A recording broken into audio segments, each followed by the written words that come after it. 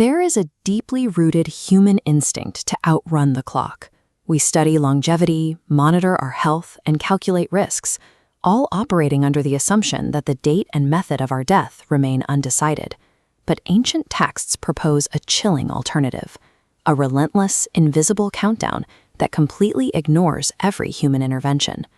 According to the Garuda Purana, a powerful monarch named King Bhagirath was forced to confront this reality firsthand. While patrolling his kingdom's forests at night, he watched a sequence of inexplicable events. A terrified woodcutter fell to his death while fleeing a massive bear. Moments later, the bear transformed into a beautiful woman, whose sudden appearance caused two traveling brothers to slaughter each other in a jealous rage. Finally, the woman shifted into a serpent, deliberately capsizing a boat and drowning its passengers. Trailing the serpent, the king watched it morph a final time into an elderly Brahmin. Bhagirath confronted him, demanding answers for the trail of bodies. The old man dropped his disguise and identified himself as Kal, the physical, literal embodiment of time and death. Kal explained that every death in the forest followed a meticulous script, written the moment those individuals entered the womb. His role was to physically arrange the circumstances, the bear, the woman, the snake, to ensure the location, timing, and method of death occurred exactly as recorded.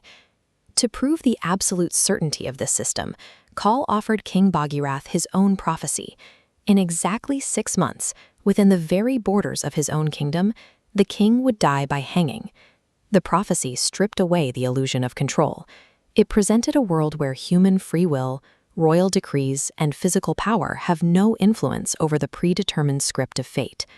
Armed with the exact details of his demise, Bhagirath attempted to engineer his survival. He immediately ordered his guards to strip the entire kingdom of every rope, noose, and sharp object. As the 6-month deadline approached, the paranoia overtook him. Reasoning that a king cannot be executed if he cannot be found, he abandoned his throne entirely. He disguised himself in rags and fled into the streets to wander as an anonymous beggar. Exhausted and unrecognizable, the wandering king took shelter in a local tailor shop. When thieves robbed the shop that same night, guards found the sleeping beggar and assumed he was the culprit.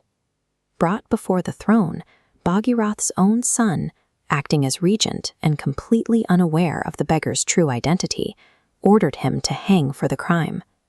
Right before the execution, the king revealed his identity and recounted Kal's prophecy. Desperate to save their ruler without technically breaking the royal decree of execution, the king's ministers devised a physical loophole. They replaced the execution rope with a single, fragile thread of raw cotton, assuming the king's weight would snap the thread and leave him alive. The trapdoor opened, the cotton thread broke exactly as designed. But as the fibers snapped under the king's weight, the intense friction of the raw cotton acted like a blade, cleanly slitting his throat. The prophecy was fulfilled to the letter. Bhagirath's extreme precautions actively paved the path toward his end.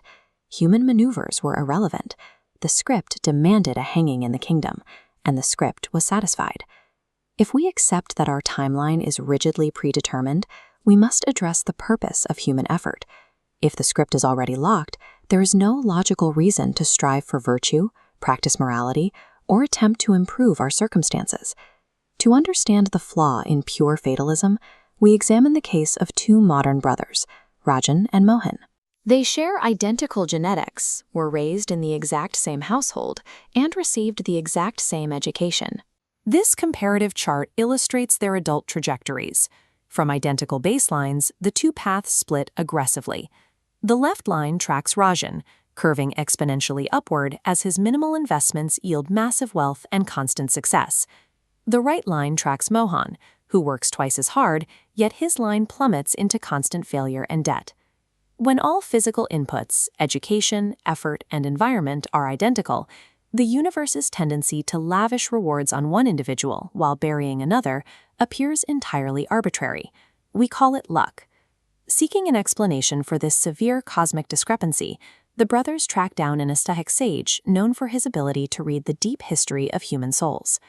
The sage revealed that the brothers' conflicting fortunes were the result of a precise accounting system.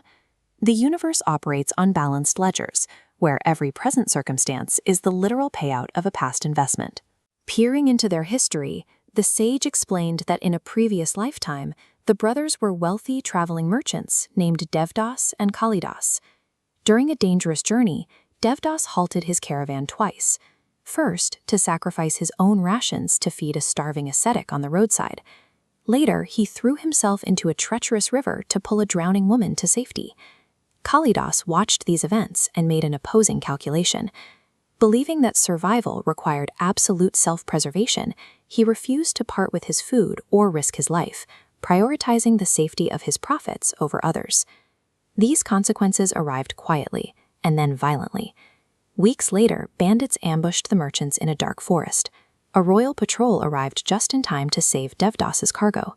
Kalidas's caravan, traveling separately and lacking any such protection, was looted to the ground.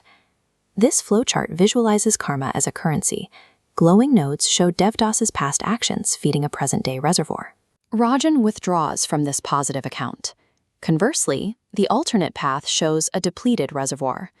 Mohan's constant failure is a mathematical deficit left by Kalidas's selfishness. Destiny operates as a precise mathematical reflection of historical choices. We inhabit a reality where current events are the inevitable downstream consequence of our own previous actions.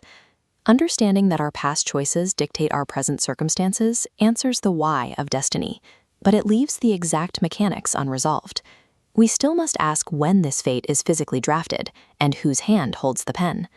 The answer is illustrated in a mythological exchange between sage Narada and Lord Brahma, the creator deity. Observing Brahma drafting the life path of a soul about to be born, Narada asked how a deity decides a mortal's exact fate. Brahma explained that he merely provides the blank pages. The actual ink used to form the letters of destiny is manufactured entirely by the soul's own collected karma. The relationship between fate and karma operates like a seed and a tree. The fate written at birth is simply the seed you are handed. Your present-day actions, your active karma, serve as the water and sunlight. A perfect seed will rot in the ground if the farmer refuses to water it, and a weak seed can yield a massive harvest through relentless cultivation. The script can be rewritten in real time. By actively practicing truth, serving others without expectation of reward, and systematically abandoning arrogance, the individual begins to overwrite their poor baseline fate with high-value karmic currency. A locked narrative is an illusion. The constraints you feel today were authored by your past, but the power of authorship remains entirely yours. Every action, every choice, and every intention you hold right now is the pen stroke writing the destiny you will wake up to tomorrow.